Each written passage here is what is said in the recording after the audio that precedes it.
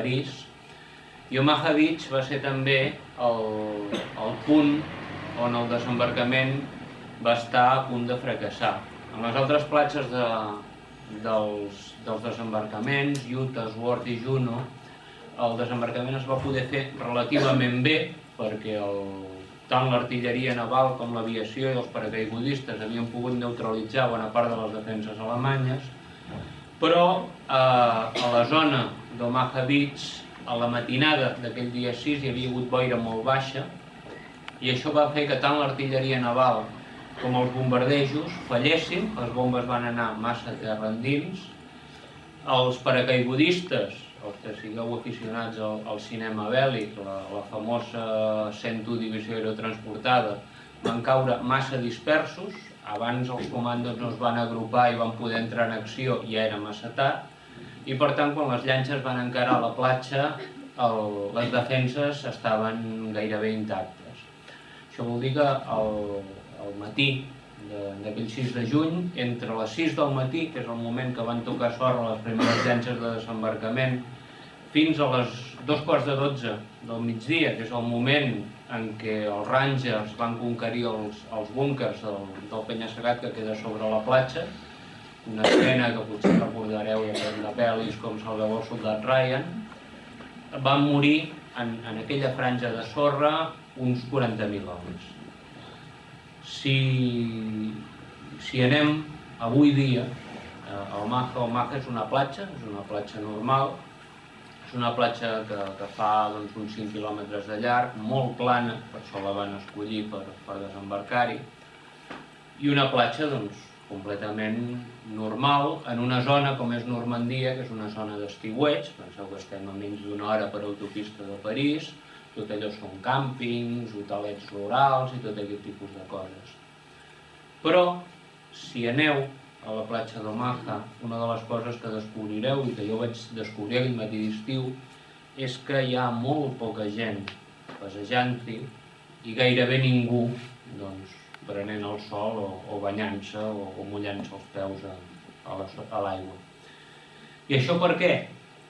No perquè no es pugui anar, no perquè estigui prohibit, no per res de semblant, sinó per una sensació que jo vaig tenir allà a la platja i que després parlant amb gent que hi ha estat també de vacances, tothom té.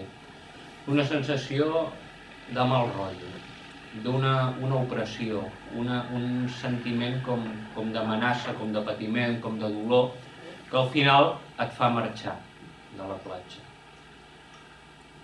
I marxes d'aquella platja amb un dubte. Marxes amb el dubte de si tota aquella sensació és real, o sigui, hi ha alguna cosa allà, hi ha alguna pervivència de tot aquell dolor, de tot aquell patiment, de tota aquella por, o és senzillament que tu estàs allà, no pots evitar de pensar en tot el que va passar allà, no pots evitar tenir al cap imatges de pel·lícules, hem fet moltes pel·lícules sobre el desembarcament, de reportatges. En el desembarcament Omaha Beach va desembarcar un equip de cinema que va prendre imatges reals sobre el que va ser allò, i pensant en allò no et pots treure del cap aquelles imatges de les llanxes arribant a la sorra, dels soldats saltant a l'aigua i de la gent morint onada rere onada sota un foc d'artilleria i de metralladores que no ve d'un lloc abstracte, sinó d'aquells búnkers que tens al darrere i que encara hi són. Marxant de la platja d'Omaha amb aquesta sensació, vaig pensar que estaria bé escriure un llibre sobre aquesta sensació.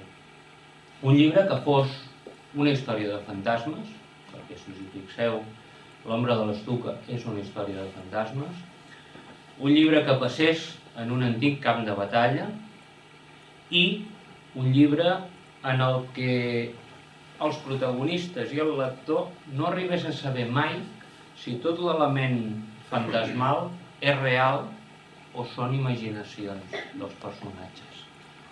Si heu buscat l'ombra de l'Estuca mai no sap, sempre hi ha aquella inconcreció, que això ja en parlarem més endavant, de si el que veuen, si tot l'ombra de l'Estuca, la cançó, tot això, és real o senzillament estan tan ficats en la intriga que es van fent una pel·lícula mental. Així va començar a néixer l'Ombra de l'Estuca. Vaig traslladar l'acció, no vaig parlar del desembarcament de Normandia, sinó que vaig passar a parlar de la batalla de l'Ebre, perquè necessitava un camp de batalla que hagués implicat un gran patiment. Penseu que l'Ebre va ser la batalla segurament més sagnant de la Guerra Civil. Més sagnant vol dir que fins i tot el bàndol que va guanyar, el bàndol nacionalista, va tenir més morts encara que els que van perdre. És una batalla que es va allargar molt en el temps. Va ser una batalla, a més, en unes circumstàncies climàtiques molt dures, amb fred molt intens. Hi va haver, sobretot en les posicions altes, en les metralladores i en l'artilleria, hi va haver moltíssims soldats que van tenir amputacions i ferides molt greus per congelació. Perquè, evidentment, si toques una arma a 10 sota 0 amb les mans nues, perds la pell com a mínim. I va ser una batalla que va generar tant... O sigui, que va calar tant en la imaginació de la gent que la generació, per entendre'ns, dels meus pares i encara més dels meus avis, no els hi parlessis d'anar de vacances per la banda de l'Ebre, perquè tothom tenia o algun parent proper, o el veí, o l'amic que havia mort allà al front de l'Ebre. Per això vaig triar la batalla de l'Ebre i a partir d'aquí es va anar generant la novel·la. En el fons de tot hi ha una idea que topo molt en les meves novel·les, que és la frase aquesta de la Torà, que és una frase molt universal, de que els pecats dels pares cauen damunt dels fills fins a la tercera i la quarta generació. Doncs estem aquí amb Pau Joan Hernández i ens ha volgut respondre unes preguntes. Doncs abans de res, començarem amb la primera pregunta, que és la següent. T'has basat en personatges i fets reals per escriure el llibre L'Ombra de l'Estuca? En un llibre sempre hi ha una barreja de personatges i de fets reals i imaginaris. Tot el que vius, tot el que veus, tot el que t'expliquen es va incorporant en els teus personatges i en les teves històries. Aleshores, al darrere de l'Ombra de l'Estuca hi ha personatges reals. Hi ha el personatge del Franz Wiegel, que vaig tenir ocasió de conèixer aquest senyor, que havia estat pilot d'un bombarder Stuka, tot i que l'autèntic Franz Wiegel no es deia Franz Wiegel, no havia estat a la batalla de l'Ebre i no vivia a Benissuda, sinó a Barcelona, però aquest senyor que em va poder explicar moltes de les coses, molts dels detalls que hi ha sobre l'avió, sobre la maniobra de l'Estuca que surten a la novel·la, estan basats en fets reals.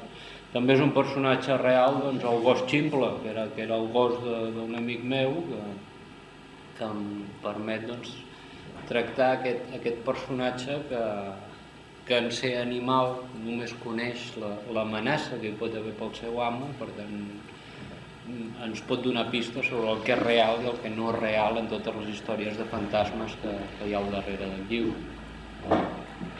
Doncs, farem una altra pregunta. No serà sobre el llibre, sinó més en general, diguéssim, tu quan escrius, què sents? Jo quan escric intento posar-me una mica en el lloc del lector, intento comunicar tot un seguit de coses que em preocupen, tot un seguit de coses que vull transmetre. Intento tenir present tots aquells lectors que he anat coneixent rodant per instituts i rodant per escoles. Intento ser a prop d'ells, no deixar de ser jove a través del fet d'escriure per adolescents. Jo, a més, això em suposa fins i tot a un nivell personal, em suposa un gran avantatge. Jo tinc 43 anys, que és una edat que per un home és perillosíssima. Penso que els homes de la meva edat normalment intenten recuperar la joventut de manera més tonta, intenten començar-se a vestir com adolescents, comprar-se la moto que no es van comprar quan tenien 18 anys, empaitar noies que tenen la meitat d'edat d'ells. Si tens la sort de treballar en el dia a dia per adolescents de debò, doncs això et permet descobrir que ets d'una altra època, que tens una edat i que aquestes distàncies existeixen. I això a nivell vivencial i a nivell personal és molt important. No deixar de ser jove, tenint present que tu et vas fent vell i que els lectors tenen sempre la mateixa edat. Doncs clar, perquè diguéssim, el missatge que tu vols transmetre amb els llibres va més cap a l'adolescent que cap a si un adult se llegeix. Sí, a mi l'adult no m'interessa. Francament, és que no m'interessa. No és un món que m'atregui. A mi m'atreu aquest món de la joventut en què totes les portes estan obertes i tot és possible i pots veure tot que qualsevol cosa, sobretot que qualsevol cosa és important, que cada petó, que cada abraçada, que cada misteri, que cada desengany, tot t'està marcant i tot t'està portant la teva vida cap a una banda o cap a una altra. I això és el que fa que el personatge adolescent i el lector adolescent siguin literàriament molt més interessants que el personatge adult. I diguéssim, tu has escrit bastants llibres i quin és el que potser t'has sentit més bé o t'ha agradat o has dit més coses de les que volies transmetre? Això és molt difícil de dir, perquè en cada llibre estàs explicant coses i estàs dient coses que arribaran o que no arribaran, però que em deixa tranquil haver-les dit i he pogut explicar en les meves novel·les coses com ara, sobretot donar missatges del tipus que s'ha de viure la vida, s'ha d'aprofitar la joventut i no t'has d'anar amb cabòries i amb tonteries que són de vells, que de vegades els joves hi caieu amoïnar-te massa pel futur, per tenir una vida seriosa, un esdevenidor brillant i totes aquestes coses, quan potser és més important el petó que li faràs a la noia del costat. I que això, de cara a la vida i de cara al demà, és molt més important. I també tu, quan eres jove, això és un dubte que va sortir a la classe, de si tu quan eres jove et dedicaves, o sigui, el teu temps lliure només escrivies o feies altres activitats? No, feia altres activitats, el que passa és que el dia té les hores que té i si fas molt una cosa has de treure hores d'altres coses. I diguéssim, sobretot t'escrivies, no? Jo sobretot escrivia i no era un estudiant massa brillant. La meva potencialitat intel·lectual anava més per aquí que no per fer els deures i els treballs de l'institut. I doncs també, tu què recomanaries a algú que vol començar a escriure una novel·la o un llibre més d'aventures, diguéssim?